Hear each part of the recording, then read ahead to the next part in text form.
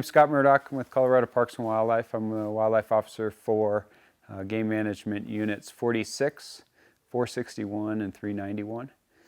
There's a number of things that you need to know if you are looking to hunt this particular area. So for the units 461 and 391, most of the unit is private property. And so if you are going to hunt in those two units, permission prior to applying for the license is really critical. There's very, very little limited public land. There's some in the southern portions of Unit 461, most of which is poor quality habitat.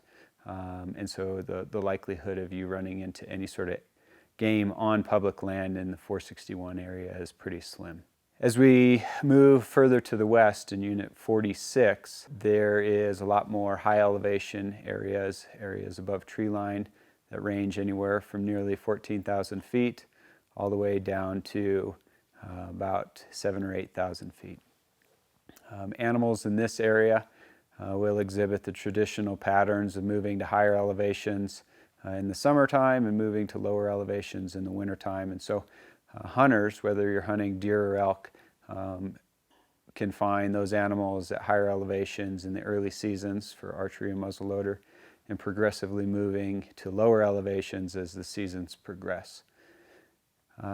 The western portions of Unit 46 tend to be better for elk hunting.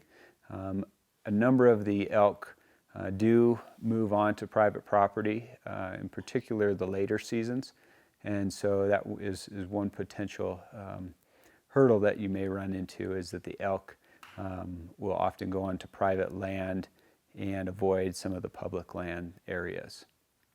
Areas that are good for elk are more or less any of the areas in the Mount Evans wilderness.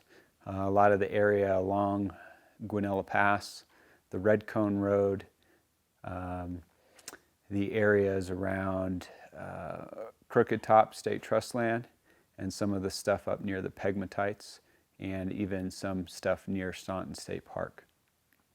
As you move lower elevation, you tend to get into a little bit better deer habitat. There's quite a bit of good deer habitat, particularly to the east of the Guanella Pass Road. The areas in and around Harris Park, Slaughterhouse, and on the backside of where the high school is in Bailey can be decent for deer hunting.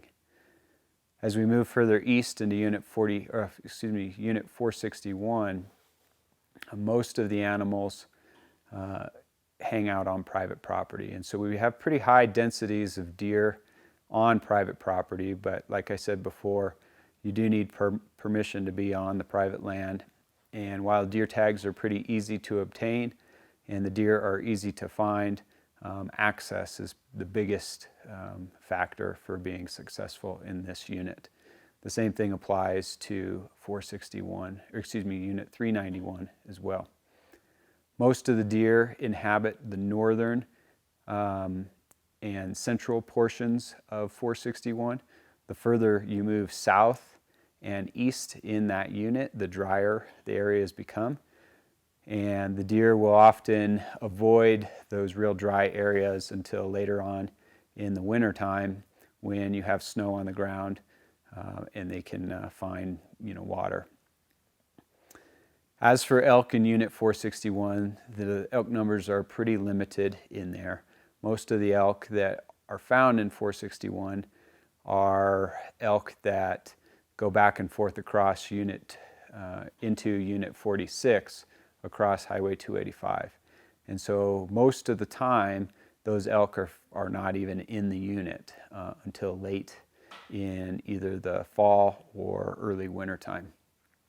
There are a number of good populations of elk that are on the far east portions of Unit 461, most of which are or spend time on the Lockheed Martin property, which does not have public access currently. So if you are looking to hunt elk in 461, it is probably a low quality and low success option. and you do need to have permission to be on any of the private that's in there. So deer can be pretty decent in 461 and 391. Elk can be much more difficult just because the numbers are quite a bit lower. Bear hunting in this area, in particular the eastern portions of 461, can be pretty good if you've got good access. There is a bunch of Gambel's oak in there, and so in the years that there are a lot of acorns, those bears will really hit that pretty hard. In years where we have forage failures, we often have the bears move in towards more urbanized areas and subdivisions, and accessing those bears is much more difficult.